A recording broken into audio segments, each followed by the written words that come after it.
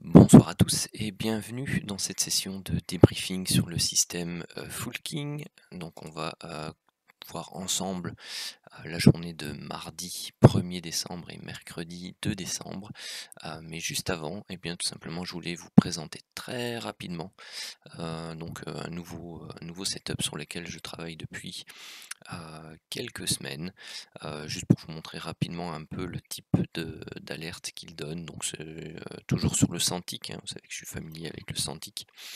Donc pour l'instant, bah, voilà, il est fait pour travailler sur le Cintiq, il est fait pour tout simplement avoir quelque chose de simple. Quand vous avez tout simplement une heure, 2 heures à trader, voilà, vous arrivez devant votre écran, pas d'analyse à faire, et vous avez les différentes flèches qui apparaissent. Donc c'est plus simple que le système Fullking sur le Cintiq avec l'ensemble des règles. Donc voilà. Donc on va voir ça ensemble. Donc ici donc flèche rouge pour les ventes, flèche bleue pour les achats. Il faut compter un stop moyen entre 35 et 50 points, ça dépend de la latitude que vous voulez laisser à votre trade, et puis ça dépend aussi les TP que vous voulez aller rechercher. Je vous ai mis ici de manière générale pour un stop de 40 points les amplitudes plus ou moins maximales qu'on pouvait aller rechercher. Donc voilà, donc ici vous pouviez aller rechercher 40 points, 25 points, 56 points, 35 points, celle-ci elle était stoppée, 35 points, 40 points, 40 points, celle-ci elle était limite, donc bon bah soit c'est stoppé, soit vous avez un money management qui fait qu'à partir de je sais pas moi 15 points vous êtes à BE sur du Cintiq, parce que bon c'est plus pour du scalp, enfin, et encore scalping, du vrai scalping c'est entre 3 à 5 points, et encore parfois moins. On va dire que c'est du scalping long ou de l'intra très court. Ça navigue entre deux eaux, donc voilà. Donc perso, à chaque fois, moi, quand je prends 10-15 points, je suis content. J'essaye de temps en temps de le laisser courir un peu plus, mais je suis assez prudent. Tout dépend la configuration, de la structure de prix que j'observe. Et puis, bon, par exemple, comme ici, voilà, si je suis à l'achat là, bah, voilà, je trace mon canal. À partir du moment où je break le canal, je m'en vais. J'attends pas mon stop non plus. Donc là, voilà, c'est 20 points, 25 points, c'est pas 40. Ce genre de choses. Donc ici, de nouveau, petite vente. Bon, ici, on fait que 10 points. On a la chance de retomber ici sur nos pattes en sortant ABE, soit là, si jamais on laisse courir. L'achat qui est ici donné, après si vous ne mettez pas non plus ABE, bah, il donnait un peu plus, il donnait peut-être 55 points, ici on avait 35 points. Après vous avez des mouvements comme ceux-là qui sont beaucoup plus sympathiques, forcément, c'est ceux-là qu'on va essayer de laisser courir, et même en mettant un stop ABE après 10-15 points, vous voyez que dans ce mouvement-là, vous n'êtes pas pris. Et celui-ci, bon, j'ai mis 128, mais si je dézoome un peu, voilà, ça peut faire facilement les 250 points. Une vente ici, bon, l'achat juste derrière, pour moi, il n'a pas grand intérêt. Éventuellement, sur certains chandeliers, voilà, sur certaines alertes, c'est peut-être plus intéressant d'attendre par exemple le break de ce niveau-là avant de confirmer, enfin pour confirmer parfois certaines alertes. Pareil, hein, celle-ci elle est donnée, c'est pas pour ça que vous devez rentrer pile poil dessus. Moi j'ai tendance aussi à, voilà, j'ai une alerte, je trace mes lignes de tendance, toujours les niveaux de support résistance précédents, et j'attends de voir s'il y a quelque chose qui est à proximité. Ah, j'ai enlevé une, tant pis. Qui est à proximité, qui pourrait justement freiner les cours. Bon, ça veut dire tout simplement que ici, bah, on a une amplitude ou un potentiel qui est pas très grand. Ici, voilà, par contre, là, c'est l'inverse. Vous avez, si vous tracez votre borne basse, hein, ici, à partir de ces deux points-là, que vous le reportez ici au niveau des plus hauts précédents. Donc moi c'est comme ça que je fonctionne quand je trace pour déterminer les potentiels futurs canaux de tendance. Ouais, voilà, ici vous aviez une baisse, vous travaillez une nouvelle baisse, vous avez 2 points pour tracer un canal. Vous pouvez le reporter là, vous pouvez le reporter là. C'est une zone sur laquelle vous pouvez attendre éventuellement une réaction. Si vous avez une alerte baissière, c'est tant mieux. Si jamais vous avez un break, voilà, vous savez que vous avez un potentiel niveau de retournement. En plus, ça correspond aussi à des setups de divergence sur le Santic. Ici, alerte achat, ok, hop, on pouvait aller rechercher 65 points, alerte à la baisse, 45 points, 40 points, 75 points, ici un petit trade 18, donc bon, ce trade là c'est soit de BE, soit légère perte, hein, il ne faut pas non plus attendre trop longtemps, donc sur ce chandelier là vous êtes sorti, il ne faut pas oublier que c'est sur du Santic. Il ne faut pas rester trop longtemps dans les tendances. Bon, ici c'était 40 points, donc c'était le stop plus ou moins de base. Ici, bon, vous voyez, j'ai mis 130 points, mais il vous fait toute la hausse de la journée, hein, et vous êtes potentiellement toujours dedans. Donc c'est à nouveau 260 points possible si vous laissez traîner votre position. Ici, c'est plus ou moins une vingtaine de points. C'est celle-là qu'il a effacée tout à l'heure. Hop, donc là, vous avez plus ou moins 35 points. Un petit 25 points ici, parce que je pense que là, ensuite, après, on dépasse les... avec le spread 40 points, c'est stoppé. Hein. Et puis là, vous avez la dernière alerte. Bon, voilà, c'était simplement pour vous montrer un peu le potentiel que pouvait donner ce nouveau setup. AUDCAD, non, c'est pas ça que je vais vous montrer. Voilà. On va passer maintenant au débrief du M5 sur la plateforme MT4. Alors hier on va commencer avec un setup ici de divergence à la hausse sur lequel on va rechercher 54 points ici. On a notre mise à stop win qui s'est faite et derrière on est stoppé à TP1, donc 2 fois 54 points. Alors pour ceux qui ont suivi dans le canal Telegram, cette prise de position là, eh bien tout simplement moi je ne l'ai pas gardée. Tout simplement pourquoi? Parce que par rapport à la structure de prix, elle ne me correspondait pas. Donc ici j'ai attendu qu'elle repasse en territoire positif et je l'ai soldée. Et j'étais très content de mon choix. C'est pas toujours forcément le cas, hein. Parfois ça peut continuer, c'est parti.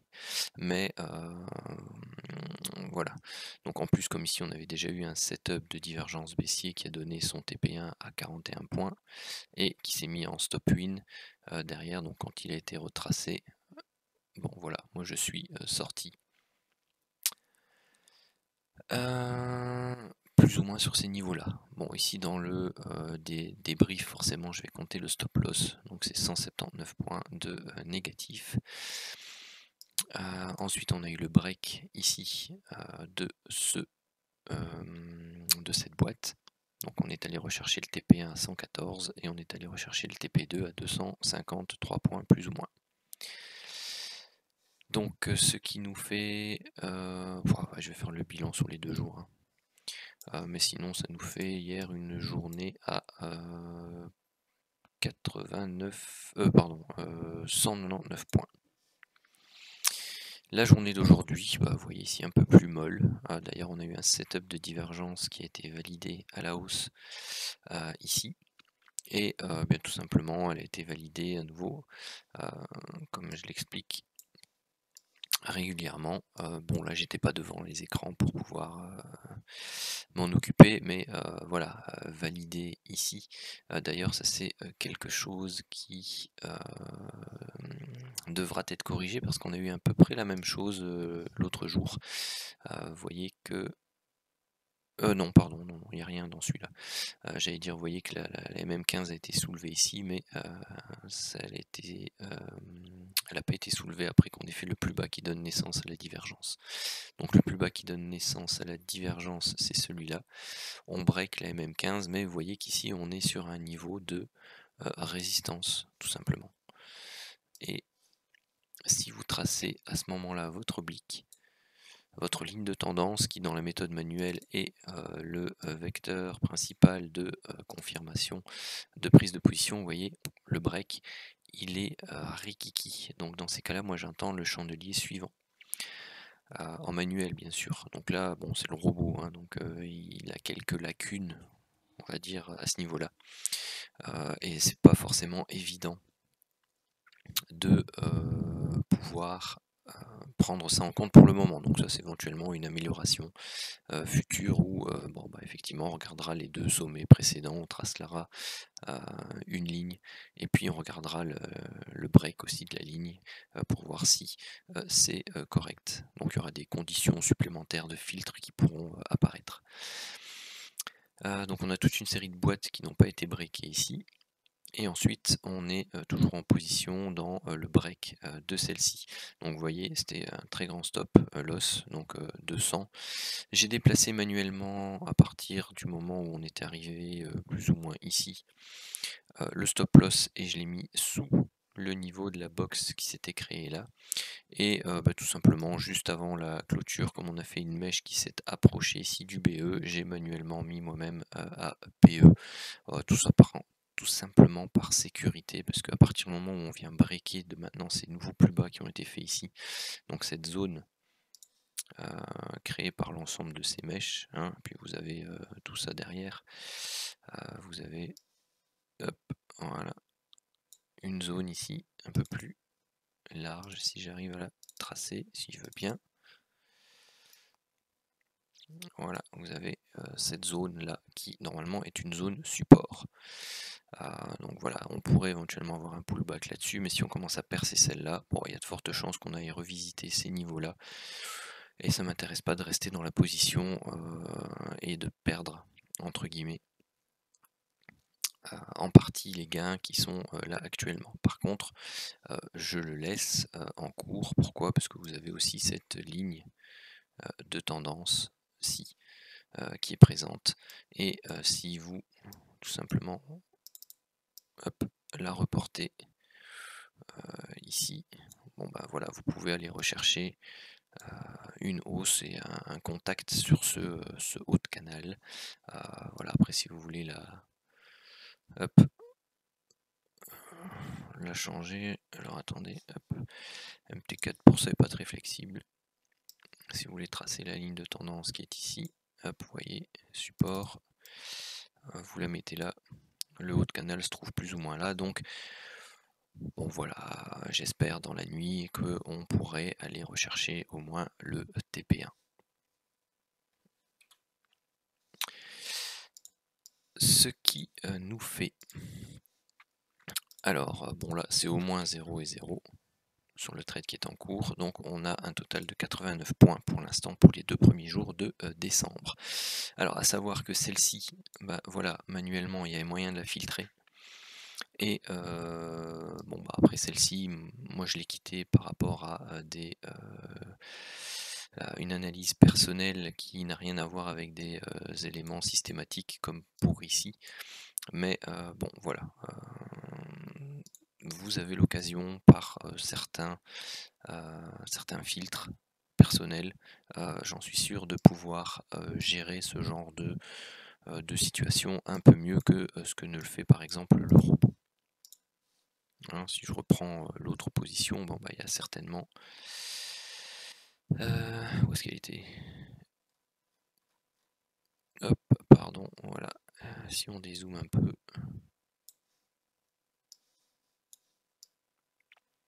Voilà, c'est pour ça. Il me semblait bien qu'il y avait une histoire de résistance qui ne me plaisait pas. Vous aviez ici, hop, un beau niveau de résistance. C'est pour ça que moi, cet achat ne m'a pas plu du tout. Et la raison pour laquelle j'en suis sorti dès que j'en ai eu la possibilité. Voilà, comme ça vous avez la vraie explication de la sortie de ce trade. Alors c'est parti pour le débriefing sur le Santic des deux journées du 1er et 2 décembre. Donc ici on avait un setup divergence baissier hop, qui a été invalider ici plus haut.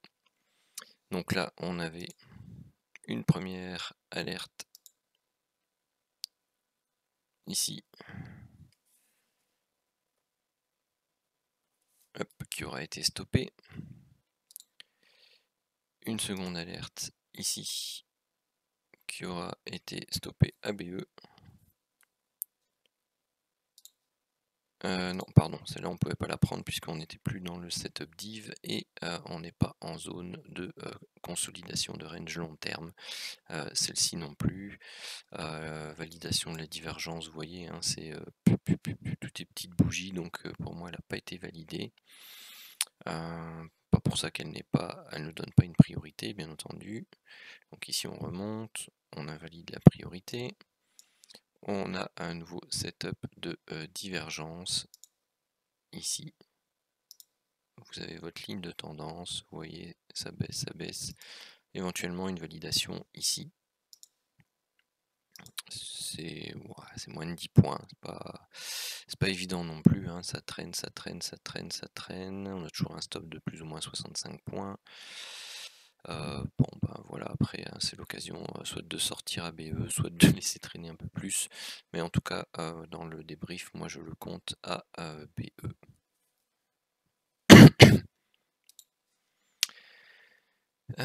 Ensuite, de nouveau setup de divergence possible ici. Donc l'alerte qui est ici, elle est face au setup de divergence baissier là, hein, donc elle n'est pas à considérer. Je vais peut-être dézoomer, enfin agrandir un peu. Ici, donc vous voyez, bon ça fait des mèches, bon bah on valide plus ou moins ici ou là, hein. Pas vraiment avant. On a le premier TP qui fait 25, on a le range long terme qui est actif. Et là, derrière, vous voyez qu'on va quasi rechercher l'objectif 2. Et derrière, on fait une grosse bougie verte. Signe d'un retournement potentiel. Donc sur ce genre de choses, après avoir frôlé le TP2 ici, vous pouvez aisément, je crois, prendre vos bénéfices. Connaissant le Dow Jones, quand il part comme ça, voilà, après c'est une habitude, hein, mais il vous fait des retournements en V-bottom très souvent sur des zones de prix. Donc voilà, bon ici par exemple c'était le cas. Pas de setup de divergence, de toute façon là la priorité elle est toujours active jusque à ce moment-là.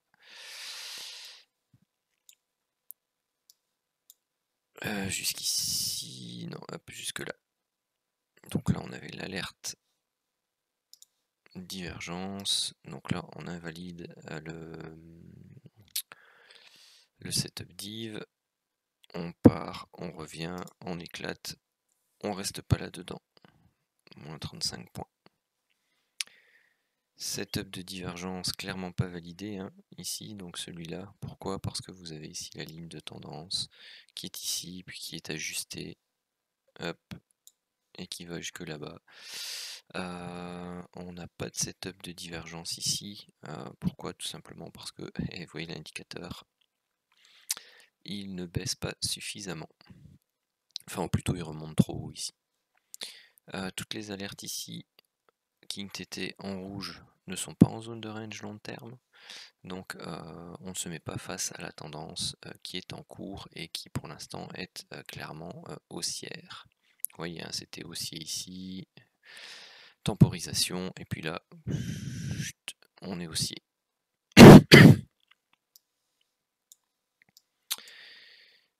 Ok, donc là pas de priorité, on est dans la zone grisée. On est en zone de range long terme, donc on considère les alertes à l'achat uniquement dans la zone basse, ici, de l'enveloppe long terme, et les ventes dans la zone haute, donc celle-ci n'est pas à prendre.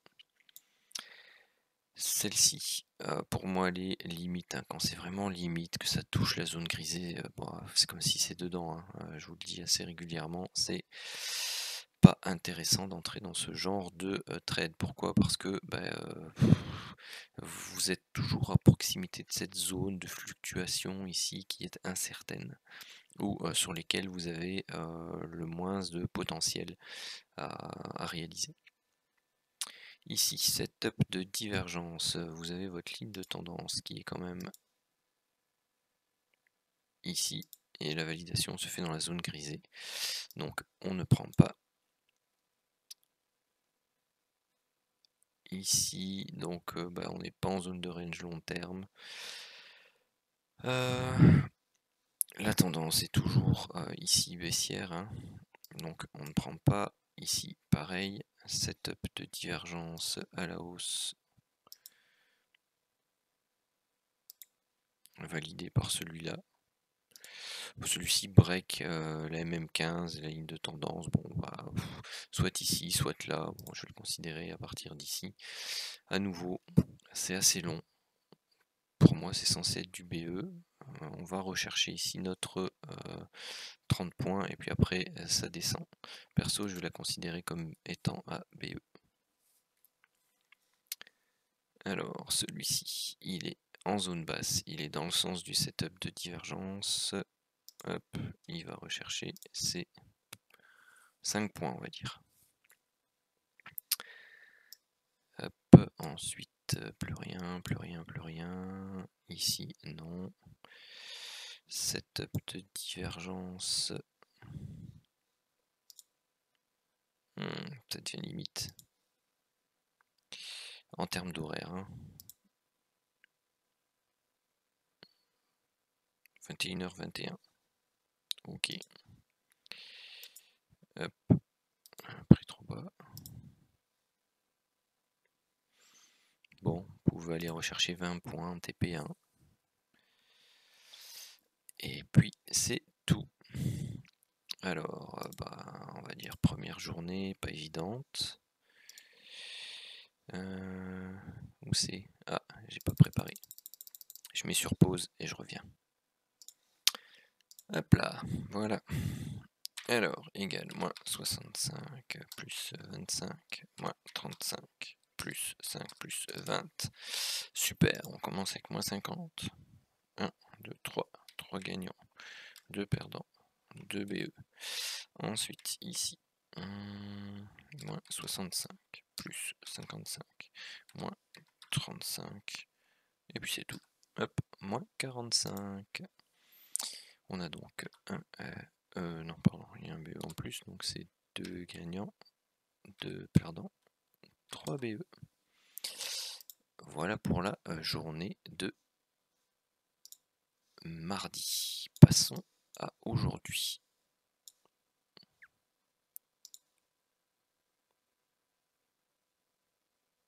Hop. Alors, qu'est-ce qu'il y avait avant? Setup de divergence haussier, donc qui est toujours prioritaire puisque c'est en cassant ce niveau-là. Donc ici, on pouvait entrer en position ce matin sur ce niveau-là. Bon, vous avez plus de 40 points, donc on est très certainement à BE à ce moment-là. Donc bon, je vais le laisser à BE. Sinon, bon, ceux qui étaient plus patients pouvaient aller rechercher une quarantaine de points.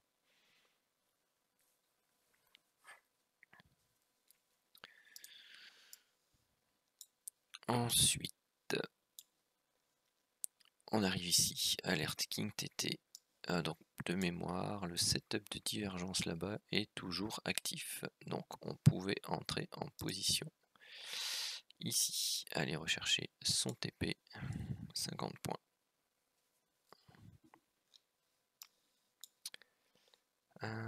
Donc ici, on est toujours actif sur la divergence.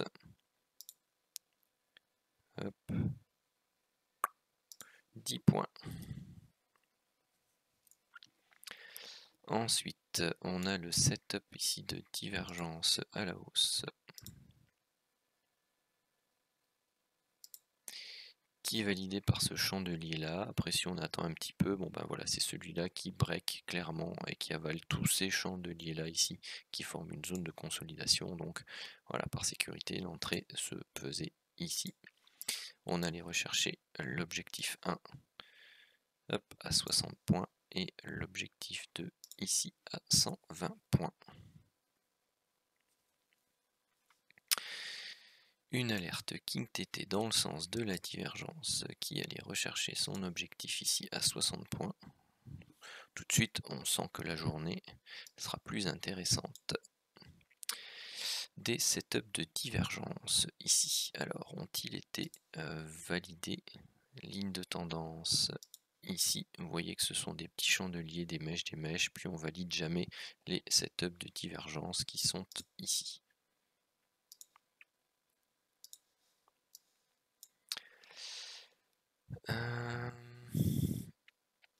Ensuite, celle-ci, bon bah comme il y avait des setups de divergence à la baisse ici qui attendaient d'être validés, il y a peut-être même encore celui-là, mais il n'est pas validé non plus, parce que vous voyez c'est une zone en fait de latéralisation, enfin de montée en crabe très plate. Donc celui-ci en tout cas ne pouvait pas être pris puisqu'il y avait des setups de divergence en attente de validation. Celui-ci non plus puisqu'on n'est pas en zone de range long terme et on est face à une tendance qui était neutre et qui commence légèrement à monter. Bon, vous voyez, celui-ci aurait donné son objectif, mais bon, c'est pas ça le principe, c'est de suivre le plus possible les règles. Ici, pareil, face à une tendance qui est montante mais larvée. Donc on n'est pas en zone de range long terme, donc on doit considérer la tendance en cours, donc on ne peut pas se mettre face à la tendance haussière ici. De mémoire, pas de setup de divergence puisqu'on est plus haut. Ici, la ligne de tendance qui valide le setup de divergence est là, donc là on a le break. Donc vous pouviez entrer en position ici, on baisse, on monte, on rebaisse. Bon bah voilà, au mieux vous alliez rechercher, si vous considéreriez ici la grosse bougie puis le retournement avec le nouveau setup de divergence, vous étiez resté dedans ici. Ça donnait 30 points pour le TP1. Ici, la validation se faisait sur ce chandelier là. Elle donnait également 40 points et un BE pour l'autre lot. Je vais vous tracer ici la ligne de tendance. Elle est ici pour celui-là. Clairement, un break M15 et ligne de tendance, une alerte King TT dans le sens de la divergence. Donner son objectif 1 à plus ou moins 25 points. Je surveille là, 21h30. Ça se trouve où? Ça se trouve là. Ici, rien. Donc là, il n'y a pas de setup de divergence. On n'est pas en zone de range long terme. On considère la tendance précédente. C'est haussier, larvé, neutre, haussier. Donc là, on pouvait entrer en position et aller rechercher ici 10 points. Donc ici, on attend une validation de divergence, ce qui n'arrivera visiblement pas, puisque la ligne de tendance se trouve ici. Vous voyez, on fait des mèches là, hop, et puis après, il n'y a rien de spécial. Voilà qui termine cette journée. Alors, le bilan qui sera certes plus intéressant. Alors, 50 plus 10, puisqu'il n'y a aucun stop loss en fait. Et il y a deux beaux TP. Effectivement. 1, 2, 3, 4, 5, 6, 7, 8.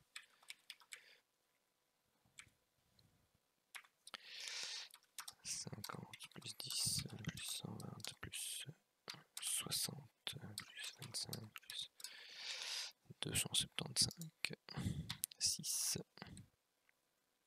0, 3. Voilà donc un début de mois de décembre à plus de 130-35 points pour les deux objectifs, ce qui fait plus ou moins 460 points sur 2 jours avec un taux de trade perdant de 13%. Voilà, sur ce, je vous souhaite à tous une très bonne journée et je vous souhaite également une très bonne fin de semaine de trading.